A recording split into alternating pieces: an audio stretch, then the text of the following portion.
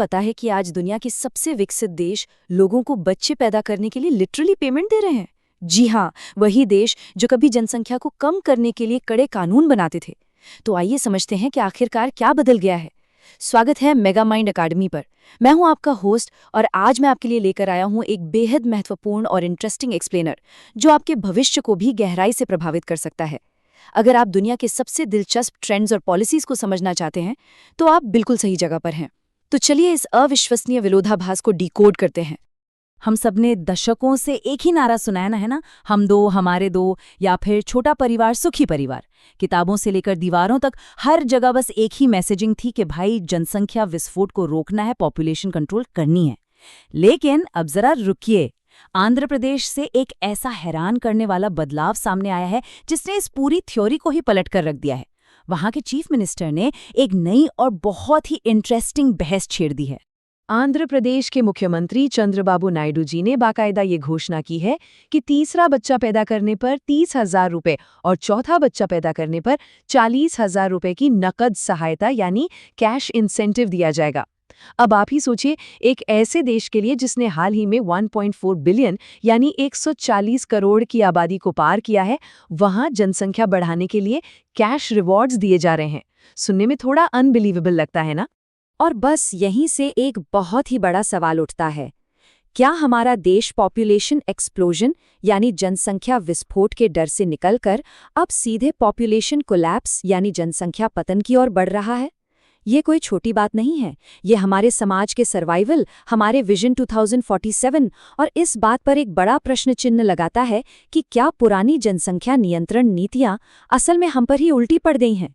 इस पूरे मुद्दे की गहराई को समझने के लिए और ये जानने के लिए कि नायडू जी जैसे विजनरी लीडर ने ये कदम क्यों उठाया, हमें एक बहुत ही क्रिटिकल डेमोग्राफिक मीट्रिक को समझना होगा। इसे कहते हैं रिप्लेसमेंट फर्टिलिटी रेट या प्रतिस्थापन दर।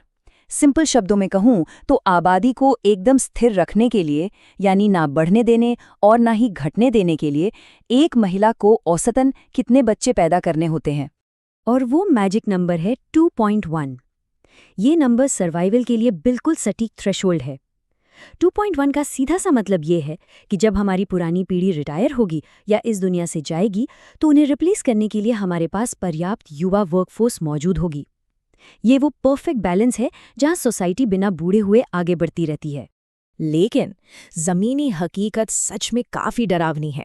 अगर आप साउथ इंडिया के राज्यों को देखें, जैसे आंध्र प्रदेश, तमिलनाडु, केरला और कर्नाटक, तो वहाँ ये फर्टिलिटी रेट 1.6 से 1.8 के बीच गिर चुका है। ये आइडियल 2.1 के लेवल से बहुत नीचे है। इसका मतलब समझ रहे हैं आप?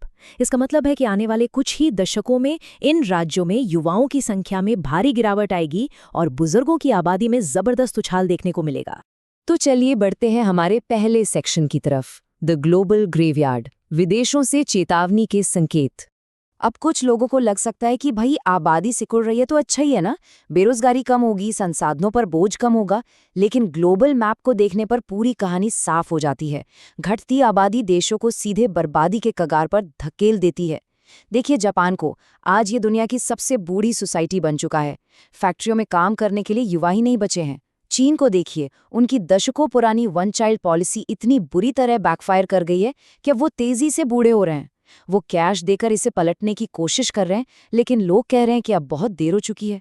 और साउथ कोरिया, वो तो बच्चे पैदा करने के लिए अरबों डॉलर पानी की तरह बहा रहे हैं, लेकिन कोई रिजल्ट ही नहीं आ रहा। साउथ कोरिया का फर्टिलिटी रेट सुनकर आप चौंक जाएंगे। ये मात्र 0.7 पर आ गिरा है। 0.7, ये एक भयंकर ट्रेजेडी है और ये बात पूरी तरह से साबित करती है कि एक बार जब डेमोग्राफिक कोलैप्स शुरू हो जाता है तो सरकारें चाहे जितना भी पैसा खर्च कर लें, वापसी करना लगभग नामुमकिन सा हो जाता है। सेक्शन 2, भारत का अनूठा डेमोग्राफिक डिवाइड। चलिए वापस अपने देश लौटते हैं। देखिए, भारत की स्थिति दुनिया से बहुत अलग और अविश्वसनीय रूप से जटिल है। क्यों? क्योंकि हमारे यहाँ नॉर्थ और साउथ के बीच एक बहुत ही गहरा डेमोग्राफिक डिवाइड है। पिछले 40 सालों में साउथ इंडियन स्टेट्स ने परिवार नियोजन, एजुकेशन और विमेन एम्पावरमेंट के जरिए अपनी आबादी को कंट्रोल करने का सचमुच एक शानदार काम किया। लेकिन वहीं दूसरी तरफ नॉर्थ इंडिया में फर्टिलिटी रेट अभी भी रिप्लेसमेंट लेवल के करीब या उससे ऊपर बना हुआ है।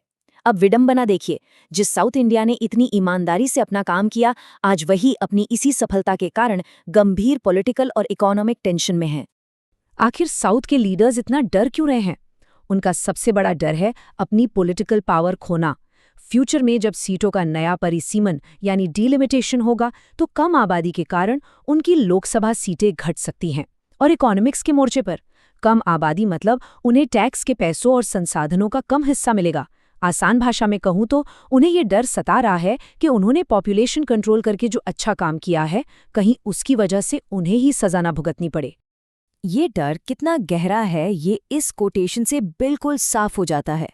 तमिलनाडु के मुख्यमंत्री M.K. स्टालिन जी ने कुछ समय पहले कहा था कि ऐसा लगता है कि हमें 16 बच्चों वाले पुराने आशीर्वाद को सच करना पड़ेगा।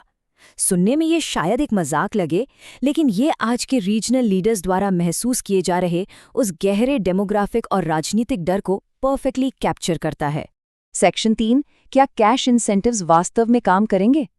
अरे रुकिए, आप इस एक्सप्लेनर को अभी तक देख रहे हैं? इसका मतलब है कि आप इस टॉपिक को सच में सीरियसली ले रहे हैं। तो प्लीज इस एक्सप्लेनर को एक लाइक दीजिए ताकि दूसरे लोगों तक भी ये इंपॉर्टेंट इन्फॉर्मेशन पहुंचे।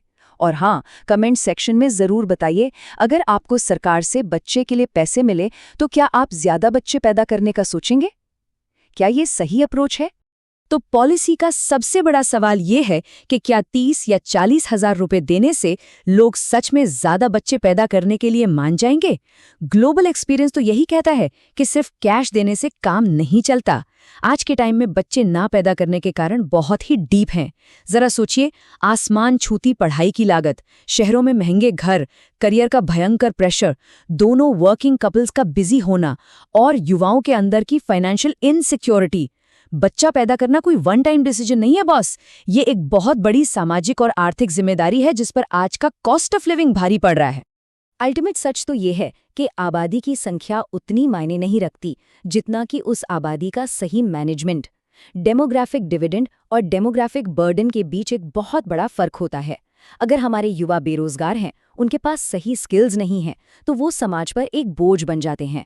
लेकिन अगर उन्हीं ऊर्जावान युवाओं को सही स्किल मिल जाए तो वो मैन्युफैक्चरिंग और ग्लोबल इन्वेस्टमेंट को अपनी तरफ खींचकर हमारे देश को 2047 तक एक ग्लोबल पावर हाउस बना सकते हैं। किसी ने बहुत सही कहा है, 21st सेंचुरी की सबसे बड़ी जियोपॉलिटिकल लड़ाई जमीन या तेल पर नहीं बल्कि ह्यूमन कैपिटल और युवा आबादी पर होगी। ये बात अब एकदम शीशे की तरह साफ होती जा रही है कि मॉडर्न वर्ल्ड में किसी भी राष्ट्र के सर्वाइवल और डोमिनेंस के लिए ह्यूमन कैपिटल ही सबसे बड़ा और इकलौता डिसाइडिंग फैक्टर है। और इसीलिए ये एक्सप्लेनर एक बहुत ही क्रिटिकल सवाल के साथ खत्म होता है। क्या हम अपने वर्तमान युवाओं को सही स्किल्स देने में फेल हो रहे हैं? क्या हम अपने इस कीमती डेमोग्राफिक डिविडेंड को डेमोग्राफिक डिजास्टर में बदलने का रिस्क ले रहे हैं? बजाय इसके कि सिर्फ जन दर बढ़ाने पर फोकस किया जाए, क्या हमारी सबसे बड़ी प्रायोरिटी आज के युवाओं को वो स्किल्स देने की नहीं होनी चाहिए जो फ्यूचर को संभाल सके? इस पे जरूर सोचिएगा। तो दोस्तों, अब आप समझ गए होंगे कि क्यों दुनिया के देश अपनी नीतियां बदल रहे हैं। ये सिर्फ एक आर्थिक मुद्दा नहीं है, ये हमारे भविष्य से जुड़ा है। अगर आपको ये एक्सप्लेनर पसंद आया तो इसे अपने दोस्तों के साथ शेयर करें, हमारे मेगामाइंड एकेडमी चैनल को सब्सक्राइब करें और बेल आइकॉन को जरूर दबाएं। मेगामाइंड एकेडमी के साथ इस नॉलेज जर्नी पर बने रहने के लिए बहुत बहुत धन्यवाद। मिलते हैं अगले एक्सप्लेनर में।